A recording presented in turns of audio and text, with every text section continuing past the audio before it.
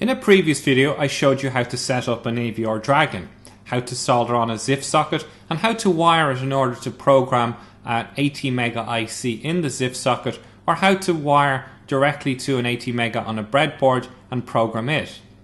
In this video I'm going to spend a good deal of time looking at how to write a first application using avr-gcc that we can then upload to the 80 mega IC. I'm going to use AVR Studio 4 for this. I would advise that you look at the previous video first, and you can follow this link now to look at that video before you look at the programming of the 80 mega IC using AVR Studio. For this video I'm using the same wiring configuration as I used in the last video. I'm using the ISP header and I'm connecting it into the pins of the 80 mega as shown in that figure. The only thing I've added in is a little LED. It's connected from the ground right through to the pin 15 of the 80 mega. Here I'm using AVR Studio 4 to program the 80 mega 328 that I want to use in my project. The AVR Studio 5 Beta 2 is available, but I found that I had terrible problems with debug wire with AVR Studio 5 and I've had to come back to AVR Studio 4. I think it was in relation to the AVR Dragon. So press OK, so that's our AVR Studio. We can set up a new project by going to Project, New Project. We could choose to use Assembler or GCC. We're going to use the C language and we'll call this Flash LED. Okay. So we go next and we need to choose our platform. It's an AVR Dragon, and very importantly you need to choose your device here, and make sure you don't choose the wrong device because your program will upload to your 80 mega but won't work correctly. So here I'm choosing the 80 mega 328. You'll only see this if you've installed the update for AVR Studio 4. If this is missing, well then there's something wrong with your AVR Studio 4, and just check the Atmel site for the update. So finish that, and that creates our blank project with our flash LED.c file. So we're able to program the IC now, we're able to build our application here. But before that we'll connect to the 80 mega and check that everything is working correctly. So I'm going to connect to the 80 mega. So we use our Dragon board again in this case through USB, and I'm going to connect.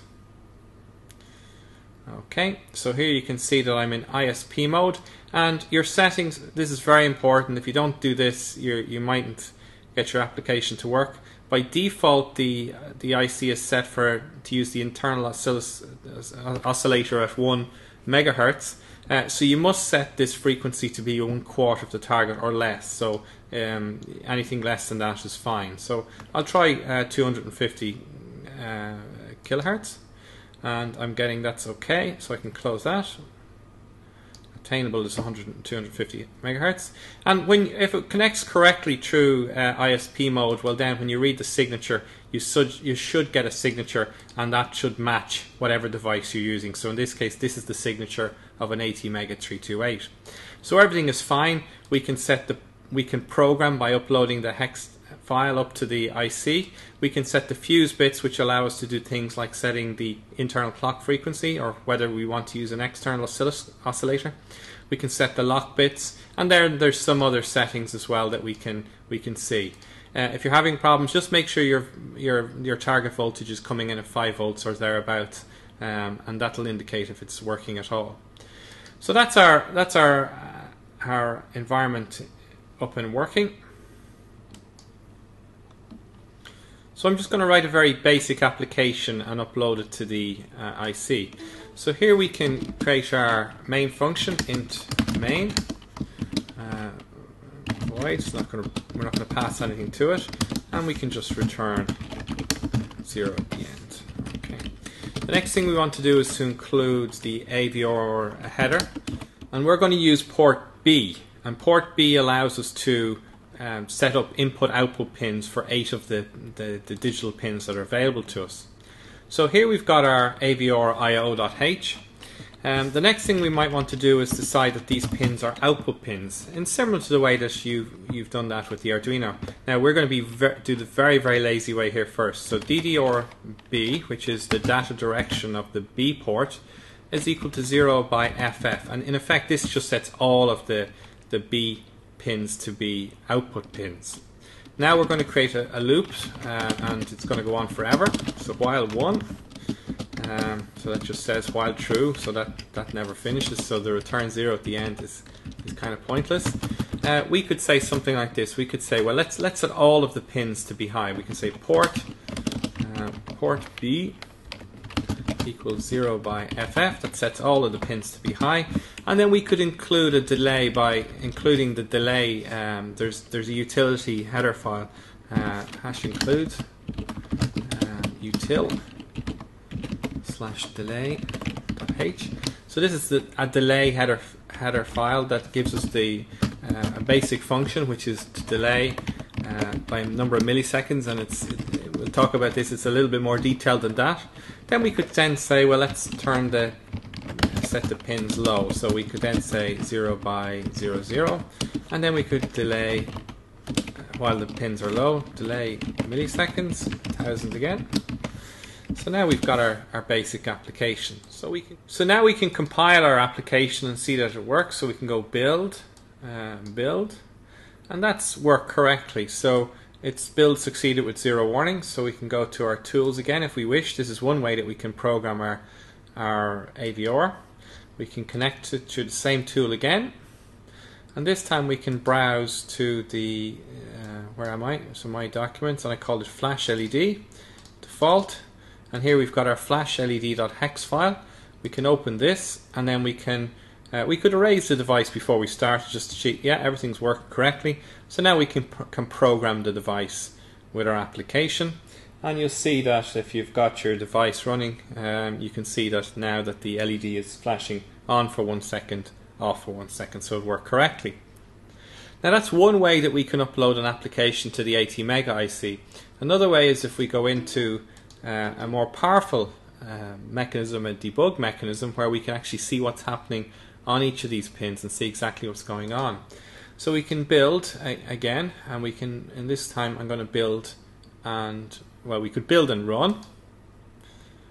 Okay, and that again allows us now to connect to our IC to debug it. Now it says this error always comes up if you're in SPI mode and then you try and debug. It comes up with this message, retry debug wire. Well, no, we have to do this first of all. We need to enable one of the flags, the DWN flag, and the only way that we can do this is through SPI. So we're currently in SPI mode. So once we go and enable debug wire, we leave SPI mode and then we're in debug wire mode. So we press OK. So it now enables. We have to cycle the target, the target power, so we can go. So it's going to fail, and all I have to do is hit retry again.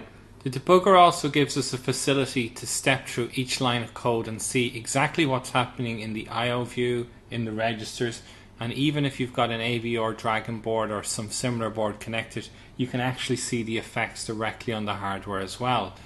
So in this case here, we're going to step through the code just to see what happens.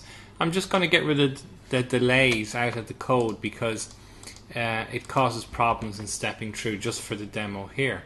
So here we can build our application again. So it built and it's fine, and then we can start to debug and step through. So press start debug. Okay, and we're here and we've got our probe counter.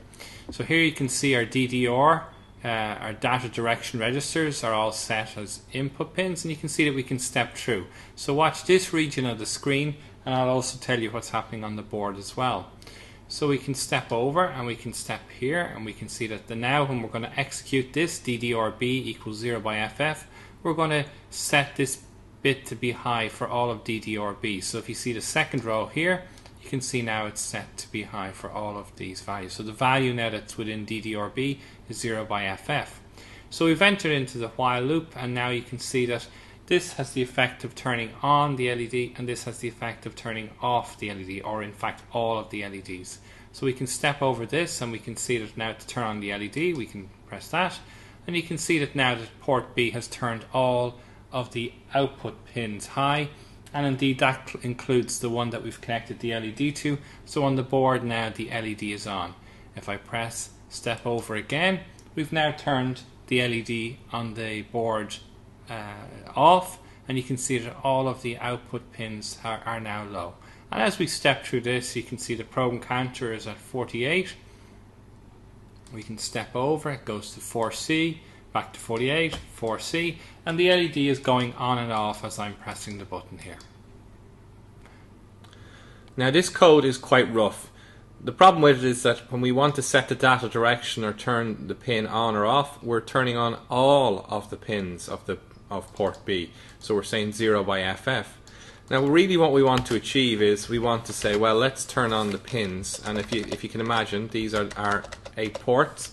We want to say turn on the, in this case I'm connected to PB1, so this is PB0, if we had a 1 there, so PB1 would look like this. So this is the binary value for the port that we want to turn on. So PB1, so the way we convert this to hexadecimal is we take the first 4 digits, and that's a 0, and then we take the second 4 digits and we convert it into hexadecimal, so that's 0 ones, 1 2, so it's 0 2. So we can just set this now and say 0 2, so port B equals 0 by 0 2, which will turn on PB1. So if we compile this, we build and check it. So we've built it, and we'll use debug now to step through it and just see that it works correctly. So I can see here on my board that the LED is off, and if I step through it now, and I press this button, step through, we'll step into it. So DDRB equals 0 by FF, so again we're setting the data direction in a sort of a brute force manner where we're turning all of the pins to be output pins on port B. And then you can see port B equals 0 by 0 2, so we're hoping that this is port B0, this is port B1, so we should be able to see that when we step over this line, yes, we've turned on only port B1, and the LED is now on my board, and we haven't turned on the other pins. Now the problem with this is that it's still problematic, because every time we want to turn on port B1, we don't care about what's happening with the other pins, because if they were on because of some other part of our code, this piece of code here would turn off those pins off. Okay, so we can improve this by, instead of setting the pins directly using the value, we could OR the pin set with the value that we want to set. So in effect what we're saying is that we have some value, XXXX, we don't know what it is, and we OR it, bitwise OR it with 00000010. And what this will do is it'll take the values here, and we don't care what they are, but something or something will result in a logical 1. So the output of something unknown with logical OR with 1 0 will give us 1 as our output. So we don't care about the other states, so we don't have an effect. So this here will have the effect of turning on the pin directly without affecting the other pins that are there. Now we haven't fixed here or here yet, but let's say we wanted to turn on 2 pins, for example. So in this case, let's say we wanted to turn on these 2 pins here. So 4 zeros, 0, 1, 1, 0. So we calculate this in hexadecimal. So we see it's 0, 0 ones, 1, 2, 1, 4. So that gives us a total of 6. So now at the moment, when we put this value 6 in here, you should see that when we debug, we'll build and debug the code just to see that it's working so far. Okay, so it's built, so start debugging, and we can now step through. Okay, so we set all the pins as output pins, that's correct. And watch this now, we should see 2 pins are lit up here yet. We've got port B1 and port B2 are high. So let's look at fixing this. Now how do we turn them off? Well, let's just look at turning them all off. So at the moment here, this has the effect of turning off all the pins. But let's say we just wanted to turn off this port B1. So we have to specify somehow that we're turning off port B1, and the way we do it is we have to AND it in this case. So we have to bitwise AND with the inverse of port B1. So that means that in effect we're ANDing with 1 1 1 1, in this case 1 1 0 1. So that's the complement of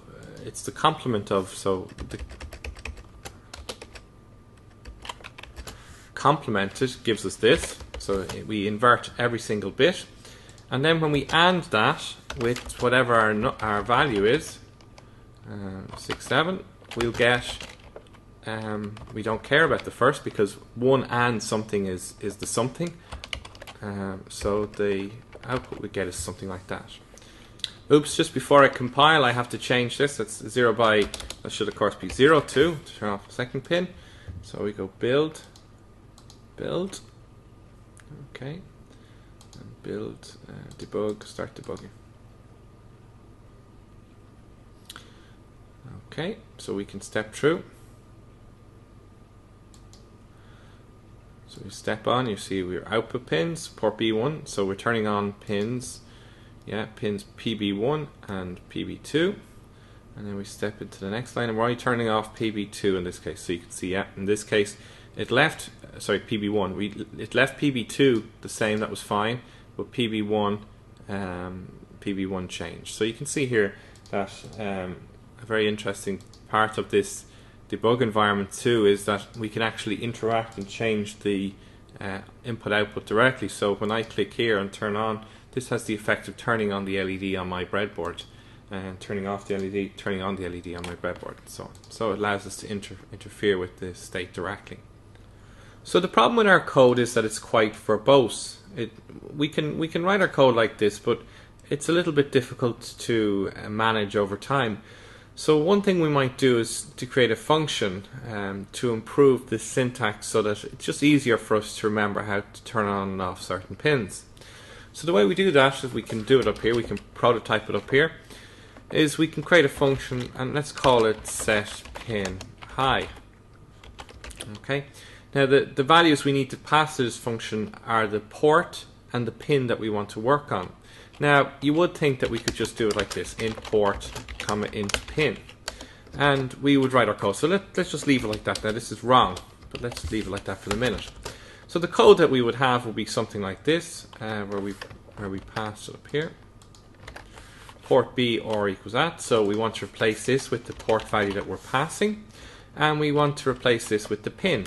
Now if you think about it, the pin that we were passing was, in this case it was 0 by 0, 2, but it would be much nicer if we could say turn pin 0, 1, 2, 3, 4, 5, 6, 7, just do it like that.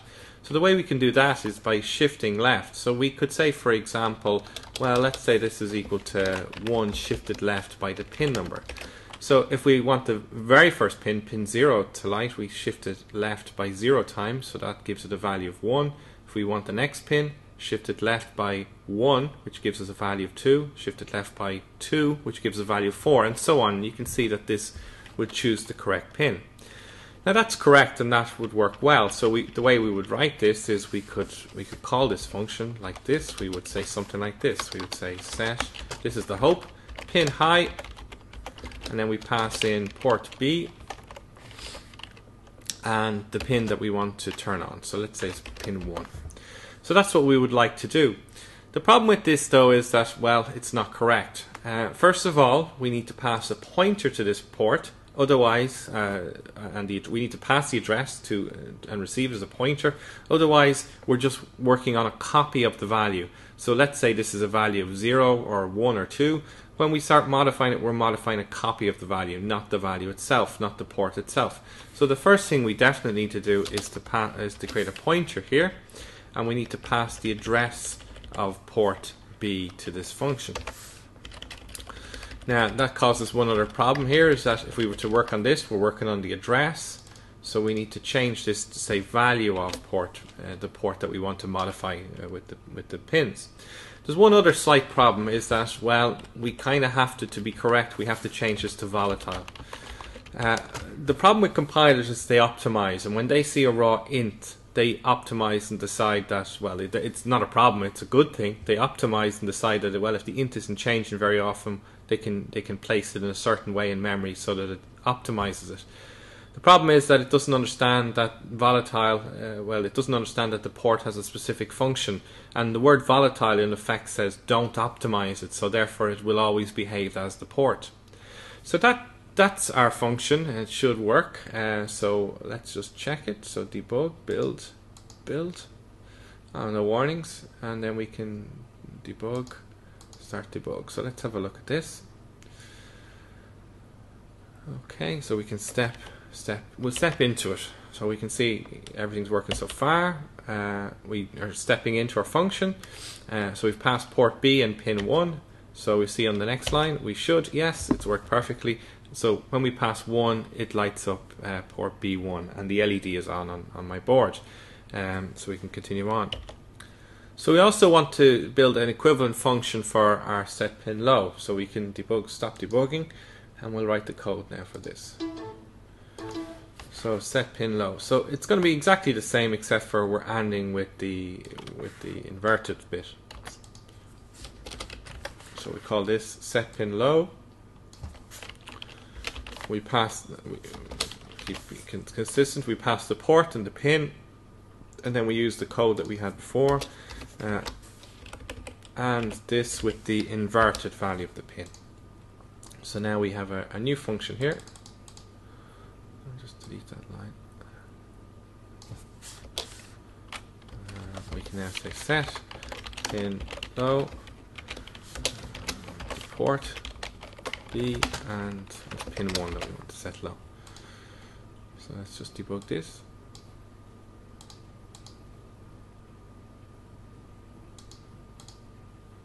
See that it works.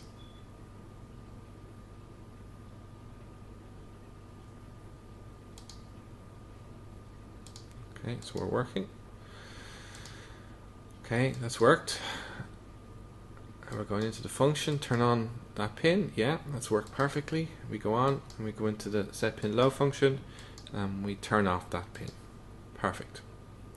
So that's hopefully given you an introduction into how you work with this code directly in the compiler in the AVR Studio, and hopefully it'll give you the basis of how you can then study and investigate how to write your own applications here.